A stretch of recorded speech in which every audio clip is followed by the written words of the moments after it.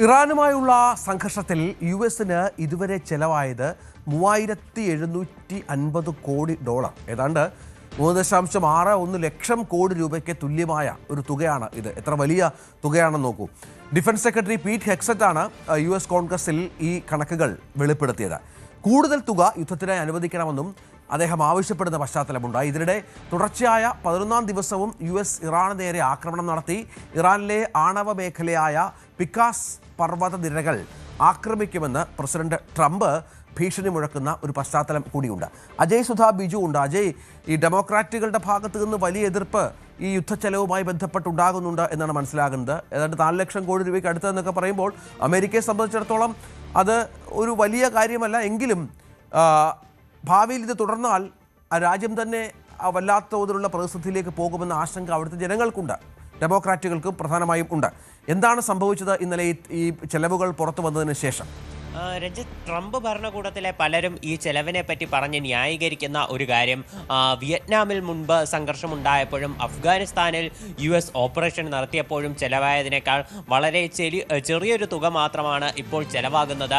മാത്രമല്ല, അപ്പോൾ കൊല്ലപ്പെട്ട US സൈനികരുടെ എണ്ണവുമായി താരതമ്യപ്പെടുത്തി നോക്കിയാൽ ഇപ്പോൾ അത്രയും ആൾനാശം സംഭവിച്ചിട്ടില്ല എന്നൊക്കെയാണ്. എന്നാൽ ഇതിനെതിരെ വലിയ പ്രതിഷേധം തന്നെ ഡെമോക്രാറ്റിക് പാർട്ടി അംഗങ്ങളുടെ ഭാഗത്തു നിന്നുണ്ട്. ഇന്നലെ പീറ്റ് ഹെക്സറ്റ് US കോൺഗ്രസിൽ ഹാജരായ സമയത്ത് തന്നെ വലിയ പ്രതിഷേധം ഉയർന്നിരുന്നു. പ്രത്യേകിച്ച് ചില അംഗങ്ങൾ ചില പ്ലക്കാർഡുകളും ബാനറുകളും ഒക്കെ ഉയർത്തിക്കൊണ്ട് പീറ്റ് ഹെക്സറ്റിനെതിരെ പ്രതിഷേധിച്ചു. Stop killing childrens in Palestine and Iran എന്ന് പറഞ്ഞുകൊണ്ടാണ് പലരും ഒരു പ്രതിഷേധ സ്വരങ്ങൾ ഉയർത്തിയത്. പീറ്റ് ഹെക്സറ്റ് കഴിഞ്ഞ മെയ്ക്ക് ശേഷം ഇപ്പോഴാണ് US കോൺഗ്രസിൽ ഹാജരാകുന്നത് എന്നൊരു പ്രത്യേകത കൂടിയുണ്ട്.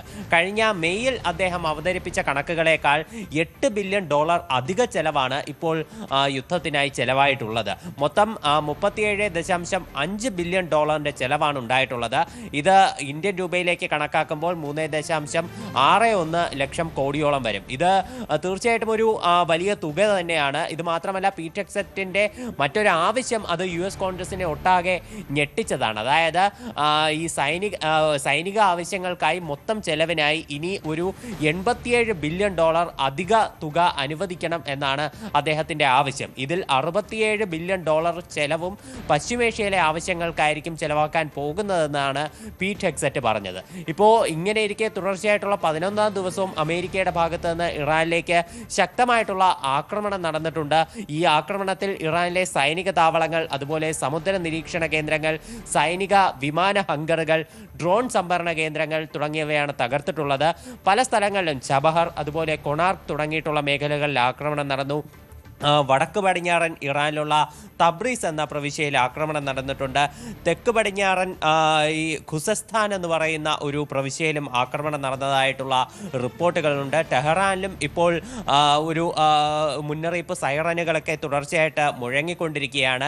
ഇതിനിടെ ട്രംപിൻ്റെ ഒരു പ്രതികരണവും പുറത്തു വന്നിട്ടുണ്ട്. ട്രംപ് കഴിഞ്ഞ ദിവസം വൈറ്റ് ഹൗസിൽ വെച്ച് മാധ്യമങ്ങളെ കണ്ടപ്പോഴാണ് ഇത്തരമൊരു കാര്യം പറഞ്ഞത്. അദ്ദേഹം പറഞ്ഞത് ഇറാനിലെ പുതിയ ആണവ ഫെസിലിറ്റീസ് എല്ലാം സ്ഥിതി ചെയ്യുന്നത് പിക്കാക്സ് പർവ്വത നിരകളിലാണ്. ഈ പിക്കാക്സ് പർവ്വത നിരകൾ US അധികം വൈകാതെ തന്നെ ആക്രമിക്കും എന്നാണ് ട്രംപ് വ്യക്തമാക്കിയിട്ടുള്ളത്. എന്തായാലും ഇറാന്റെ ഭാഗത്ത് നിന്ന് നിലവിൽ പശ്ചിമേഷ്യയിലെ മറ്റ് രാജ്യങ്ങളിലേക്കൊന്നും ആക്രമണങ്ങൾ ആരംഭിച്ചിട്ടില്ല. പക്ഷേ തീർച്ചയായിട്ടും ശത്രുക്കൾക്ക് തിരിച്ചടി നൽകും എന്നുള്ള IRGCയുടെ ഒരു മുന്നറിയിപ്പ് കൂടിയുണ്ട്. ഈ ആക്രമണങ്ങൾ തുടരുന്ന പശ്ചാത്തലത്തിൽ ക്രൂഡ് ഓയിൽ വില നിലവിൽ $97.51 ആയി എന്നുള്ള ഒരു പ്രത്യേകത കൂടിയുണ്ട്. തീർച്ചയായും ഏതായാലും യുദ്ധം അവസാനിക്കുന്നില്ല. ഇപ്പോഴും പരസ്പരം വെല്ലുവിളികൾ തുടരുകയാണ്. ട്രംപിന്റെ ഭീഷണിയും തുടരുകയാണ്.